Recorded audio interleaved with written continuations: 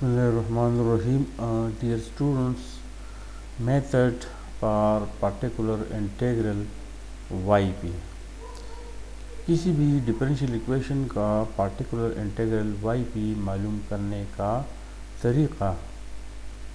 इसके लिए हमारे पास एक थ्योरम है, if x is a function of x और a constant then 1 over d minus m x is equal to e power mx integral x e power minus mx dx। Differential equation के particular integral yp मालूम करने के लिए जो theorem है, इसमें यहाँ पे एक फार्मूला है कि अगर एक फंक्शन हो और उसके साथ एक इन्वर्स ऑपरेटर हो, 1 over d minus m एक इन्वर्स ऑपरेटर है, तो इसका रिज़ल्ट क्या है होगा। इसका रिज़ल्ट लिखने के लिए हम e पावर mx लिखेंगे, या अगर माइनस m हो तो यहाँ पे प्लस m लिखेंगे, mx लिखेंगे।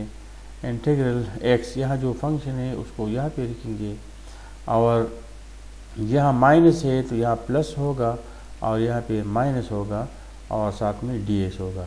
तो इसी फार्मूले को हमने याद रखना है। एक्सपोनेंशियल फंक्शन यहाँ भी लिखना है, यहाँ भी लिखना है।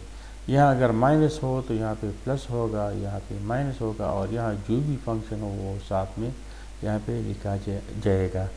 अब इसी रिज़ल्ट को हमने इस्तेमाल करना है क्वेश्चन में, और अभी इसी थ्योरम में इसको हमने प्रूव करना है।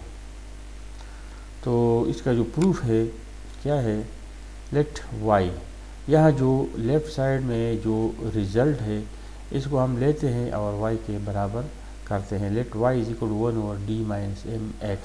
अब ये एक इक्वेशन है, दोनों साइड को हम d minus m से ज़रब देते हैं, multiplying both side by d minus m, तो ये वाला रिज़ल्ट हमें मिलेगा। और यहाँ पे d minus m कैंसिल होगा तो x बनेगा। अब यहाँ जो d है इसको हम डबल d रोटेशन के तौर पर लिखेंगे और साथ में ये y लिखेंगे, तो यहाँ से लेफ़्ट साइड बनेगा dy बाई dx, ये y साथ में लिखा, और ये इन दोनों का जो प्रोडक्ट यहाँ पे है इज इक्वल टू x यहाँ पे है। अब इसी इक्वेशन को अगर हम गौर से देखें तो ये एक लीनियर इक्वेशन एन y है, क्योंकि y का जो पावर है 1 है, इसके अलावा y का जो डेरिवेटिव है उसका पावर 1 है, y और इसकी डेरिवेटिव का प्रोडक्ट नहीं है, इसके अलावा y का कोई भी ट्रांसेंडेंटल फंक्शन नहीं है। लिहाजा this equation, this is a linear differential equation in y, it is a linear differential equation in y, here p is equal to minus m। यहाँ p क्या है, this is p which is equal to minus m, ये है। अब यहाँ पे q हम क्या लेंगे, the value of q will be equal to x, this x is here। now integrating factor is equal to e power integral px dx, तो p की वैल्यू हमने पुट किया, माइनस m बाहर निकाला, इंटीग्रल dx हमारे पास होता है x, तो ये आएगा e power minus mx। This is the integrating factor.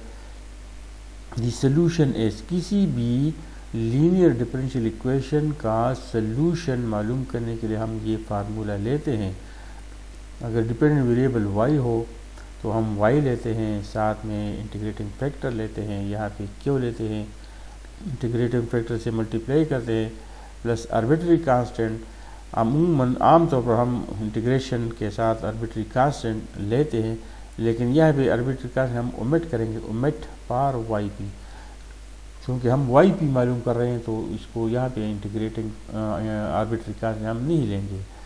अब इंटीग्रेटिंग फैक्टर हमने मालूम किया है, this is the integrating factor.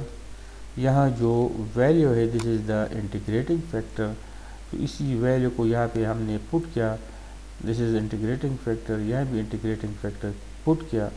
Now this is an equation, इसी इक्वेशन को दोनों साइड से हमने मल्टीप्लाई करना है by E power,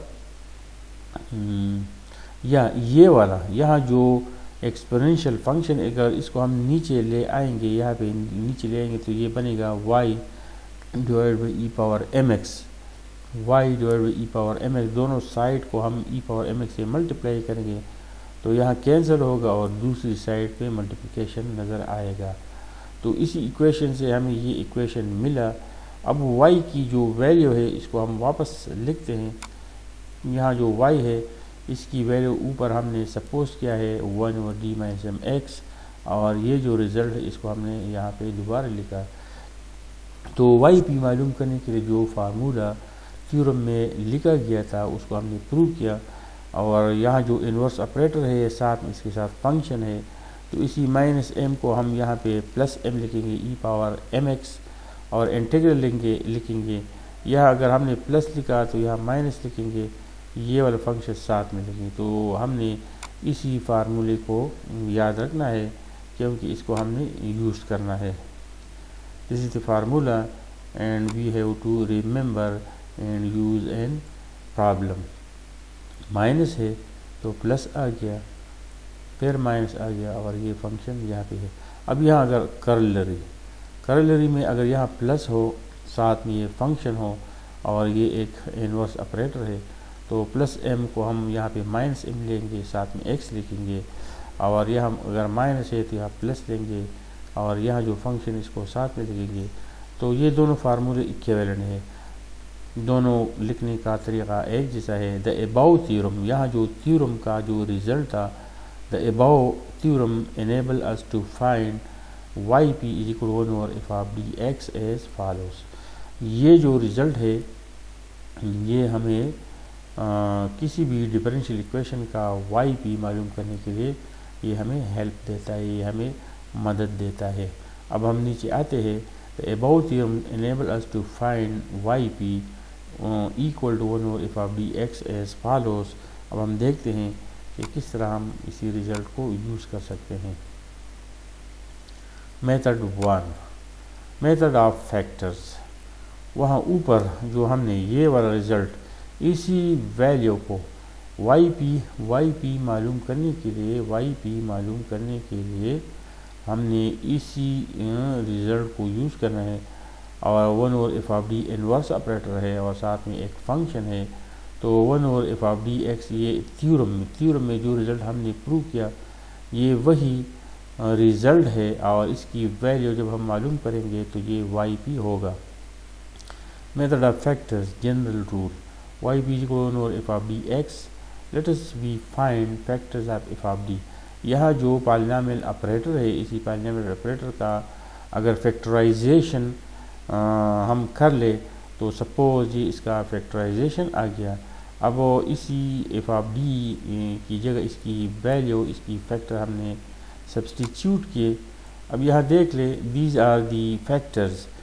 f(d) = this one, so putting value of f(d) here। Now यहाँ पे एक इक्वेशन है, और इसी इक्वेशन में यहाँ लास्ट में जो यहाँ पे अगर हम देख ले, लास्ट में ये जो थ्योरम ऊपर जो हमने थ्योरम yp मालूम करने के लिए डिराइव किया, तो उसी थ्योरम को यहाँ पे हमने इस्तेमाल करना है।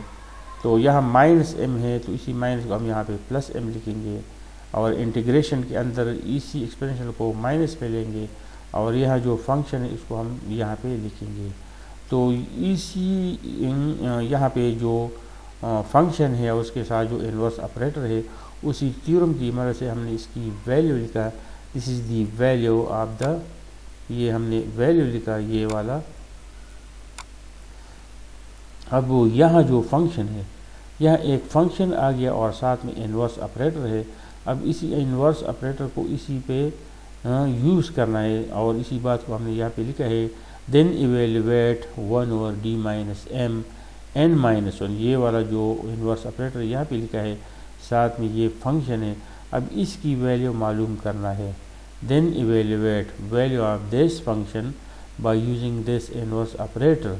Similarly evaluating from right to left to find yp, और इसी तरह yp मालूम करने के लिए हम राइट साइड से लेफ़्ट साइड में थ्योरम वाला जो रिज़ल्ट था, फार्मूला था, उसको इस्तेमाल करेंगे, और इस तरह हमें yp की वैल्यू मालूम होगी।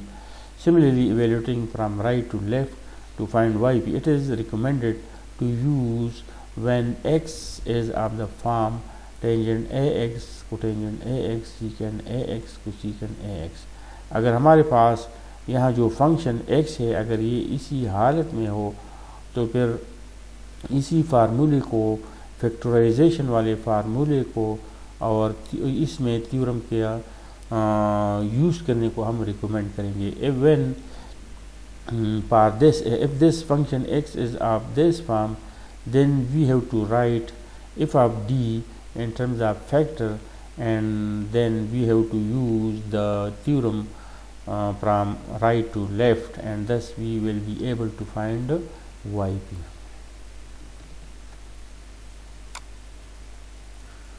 अब yp मालूम करने के लिए वहाँ ऊपर फर्स्ट मेथड में हमने फैक्टर्स को लाए, फैक्टराइजेशन किया, एफ ऑफ डी का फैक्टराइजेशन किया और क्वेश्चन को हल किया।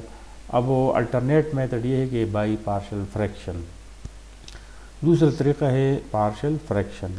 एफ ऑफ डी का हमने फैक्टराइजेशन लिखा, this is the factorisation of f of d resolving into, these are the factorisation resolving into partial fraction. अब इसी को हमने इसकी पार्शियल फ्रैक्शन करना है, तो यहाँ पे हमने पार्शियल फ्रैक्शन लिखा और ये वाला फंक्शन हमने साथ में लिखा। अब यहाँ पे नंबर ऑफ टर्म्स है, तो इसी टर्म के साथ हमने इसी फंक्शन को लिखना है, फिर इसके साथ फंक्शन को लिखना है। अब यहाँ अगर हम x लिखेंगे तो ये a1 कांस्टेंट है, ये यहाँ पे आएगा और 1 over d minus m1 x, तो इस पे थ्योरम वाला रिजल्ट हम यूज़ करेंगे। यहाँ पे x आ गया, यहाँ पे 1 ओवर d माइनस m1 है, इनवर्स ऑपरेटर है, तो थ्योरम वाला फार्मूला हम यहाँ पे लिखेंगे a1 e पावर m1x। यहाँ माइनस है तो यहाँ प्लस है, यहाँ माइनस होगा, यहाँ x वाला फंक्शन होगा। इस तरह यहाँ जो रिज़ल्ट है e2 कांस्टेंट है और ये माइनस m यहाँ पे प्लस m होगा, यहाँ माइनस m होगा और फंक्शन होगा। तो इस तरह बारी बारी हर एक टर्म के लिए हमने इसी फंक्शन के पे थ्योरम वाला फार्मूला यूज़ करना है। It is preferable to use when the factors are all different। अगर ये सारे फैक्टर डिफरेंट हो तो फिर पार्शियल फ्रैक्शन का तरीक़ा हम यूज़ कर सकते हैं। तो yp मालूम करने के लिए हमारे पास दो तरीक़े हैं, फैक्टराइजेशन करना है और राइट साइड से लेफ़्ट साइड में थ्योरम को यूज़ करना है। अगर ये सारे फैक्टर मुख्तलिफ हो तो फिर हमने पार्शियल फ्रैक्शन करना है और हर एक टर्म के साथ फंक्शन लिखना है और इस पे थ्योरम वाला रिजल्ट यूज़ करना है। Example solve. अब यहाँ पे एक हायर ऑर्डर डिफरेंशियल इक्वेशन है, this is a second order linear differential equation and moreover it is non homogeneous due to the reasons here. This is a non homogeneous second order linear differential equation. अब यहाँ पे जो left side में जो function है इसको हम in terms of D लिखेंगे, ये इन operator form. This is the differential equation in operator form. The characteristic equation is, characteristic equation लिखने के लिए हम इसी फंक्शन को ज़ीरो लेंगे और इसी y को इग्नोर करेंगे।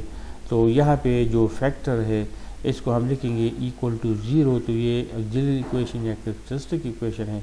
अब यहाँ पे 1 है और यहाँ 2 है, तो 1 और 2 का प्रोडक्ट 2 है, उसी 2 को हम लिख सकते हैं -1 इंटू -2। अब इसी माइनस थ्री डी की जगह हम -2d लिखेंगे। Now we have to right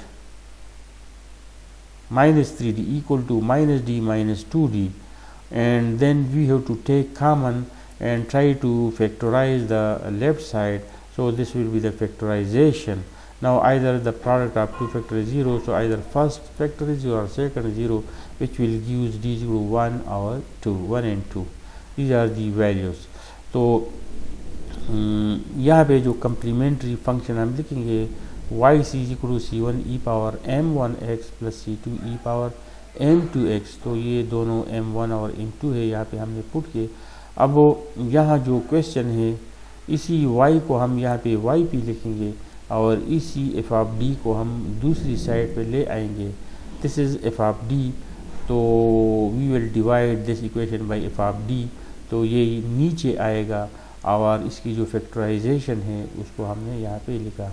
यहाँ पे हम फैक्टराइजेशन या इसी ब्रैकेट को यहाँ पे लिख सकते हैं, लेकिन हम फैक्टराइजेशन लिखेंगे क्योंकि हमें जो थ्योरम था वही थ्योरम वाला जो रिज़ल्ट था फैक्टराइजेशन पे हम उसको यूज़ करेंगे। अब यहाँ पे अगर हम देख ले, यहाँ पे एक फंक्शन है, दिस इज़ x, ये जो e पावर 3x है, ये हमारा थ्योरम में जो फंक्शन x था ये x की वैल्यू है और 1/d-2 इनवर्स ऑपरेटर है। अब इन दोनों पे हमने फार्मूले को यूज़ करना है। Now we have to use the formula. यहाँ पे देख ले, इसी पे हमने फार्मूले को यूज़ करना है। यहाँ पे 1/d- और e पावर 3x है, तो यह जो -2 है यहाँ पे +2 आएगा, e पावर +2x यहाँ पे माइनस आएगा, और यह जो फंक्शन है इसको हमने यहाँ पे लिखना है। और ये 1/d-1 जो इन्वर्स ऑपरेटर है हमने यहाँ पे लिखा। अब एक्सपोनेंशियल को हमने सिंप्लीफाई करना है, यहाँ से e पावर x आएगा, integral e power x equal to e power x। अब इन दोनों को यहाँ पे सिंप्लीफिकेशन है, तो इन दोनों को जब हम सिंप्लीफाई करेंगे, इन दोनों को जब हम सिंप्लीफाई करेंगे तो e पावर x आएगा, e पावर x का इंटीग्रल e पावर x आएगा। अब यहाँ पे सिंप्लीफिकेशन ये आ गया। अब इसी पे हमने थ्योरम को यूज़ करना है, तो यहाँ -1 है तो ये e पावर +1x आएगा। This -1 will be use here as +1, e power +1x integral e power -1x e power 3x, ये वाला जो फंक्शन यहाँ पे आ गया। अब यहाँ पे सिंप्लीफिकेशन है, यहाँ पे इंटीग्रेशन है। अब इन दोनों को हमने सिंप्लीफाई किया, साथ में 2 लिखा, तो ये वाला जो रिज़ल्ट हमें मिला, ये this is value of yp है, yp की वैल्यू हमें मिला। और यहाँ पे जो मेथड हमने यूज़ किया, हमने उसी थ्योरम को यूज़ किया, और साथ में जो 2 मेथड्स थे, पहले वाले मेथड को हमने यूज़ किया। 2 मेथड हमने बयान किए और थ्योरम को हमने प्रूव किया। तो यहाँ पे हमने थ्योरम को और फर्स्ट मेथड को यूज़ किया, तो हमारे पास जो कंप्लीट सोल्यूशन है y + yp, तो yc this is value of yc, इसी रिज़ल्ट को हमने यहाँ पे लिखा, और yp का रिज़ल्ट ये वाला हमने यहाँ पे लिखा। तो this is the complete solution. तो यहाँ पे हमने फर्स्ट मेथड यूज़ किया, yp मालूम करने के लिए फर्स्ट मेथड यूज़ किया। अब हम देखते हैं कि नीचे हम क्वेश्चन के साथ क्या करते हैं। अब yp मालूम करने के लिए जो दूसरा मेथड था उसी को भी हम यहाँ पे यूज़ करेंगे। तो सेकंड मेथड में हम सबसे पहले जो एफआबडी होता है उसका फैक्टराइजेशन करते हैं, और फिर 1 और एफआबडी का हम पार्शियल फ्रैक्शन मालूम करते हैं। तो ये पार्शियल फ्रैक्शन हो गया। अब इसी टर्म के साथ ये जो फंक्शन है, this was x in the theorem, तो इसी फंक्शन को हम इसी टर्म के साथ लिखते हैं, दूसरे के साथ भी लिखते हैं। अब यहाँ पे एक थ्योरम वाला जो फार्मूला था उसी फार्मूले को हमने यूज़ किया।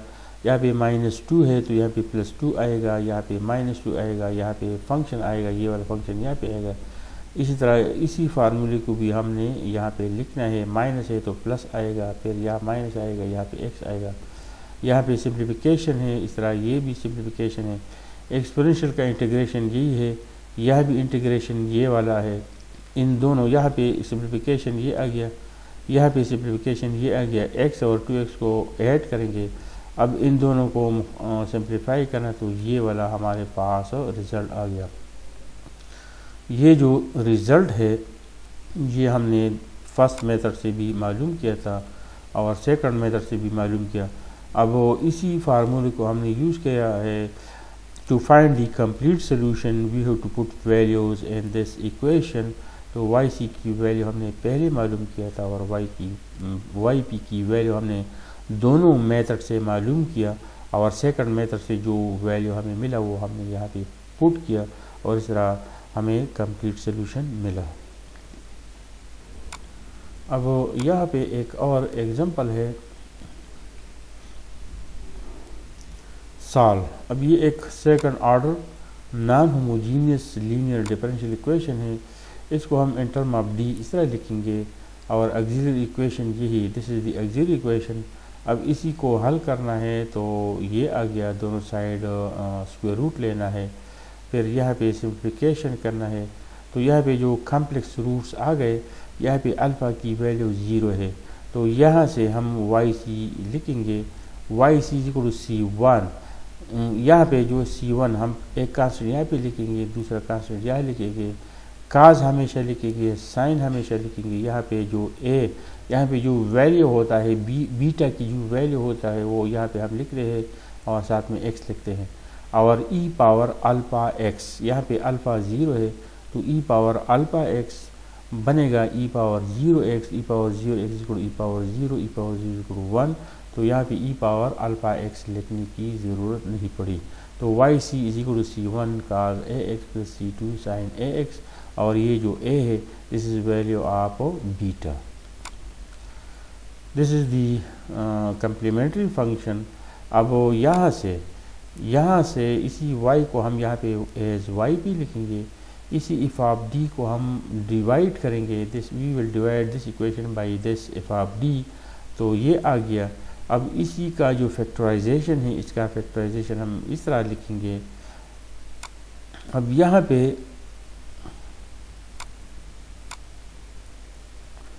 यहाँ पे जो 1 और एफ ऑफ डी था और एफ ऑफ डी का जो फैक्टराइजेशन था, इसका पार्शियल फ्रैक्शन यहाँ पे हमने लिखा। पार्शियल फ्रैक्शन मालूम करने के लिए इसी को हम इस तरह लेंगे, यानी ये जो फर्स्ट फैक्टर इसको हम यहाँ पे लिखेंगे, सेकंड फैक्टर यहाँ पे लिखेंगे, दोनों साइड को हम मल्टीप्लाई करेंगे बाय दिस प्रोडक्ट। तो यहाँ पे ये आएगा ए के साथ D plus iota D plus D minus I A आएगा, और बी के साथ डी प्लस आई ए आएगा। इस तरह इसी को हम 0 करेंगे, यहाँ पे पुट करेंगे, डी माइनस आई ए को 0 पुट करेंगे और डी की वैल्यू पुट करेंगे। तो इस तरह हमारे पास ए की वैल्यू और बी की वैल्यू आएगा, और यहाँ पे ए और बी की वैल्यू जब हम पुट करेंगे तो यहाँ पे एक रिज़ल्ट आ गया जो कि हमने यहाँ पे लिखा है। और यह साथ में ये जो है ये हमारे पास क्या है, ये इसके पार्शियल फ्रैक्शन में इसके साथ यहाँ पे आ गया है। This is the value of the partial fraction. अब यहाँ पे हमने इसी को लेना है,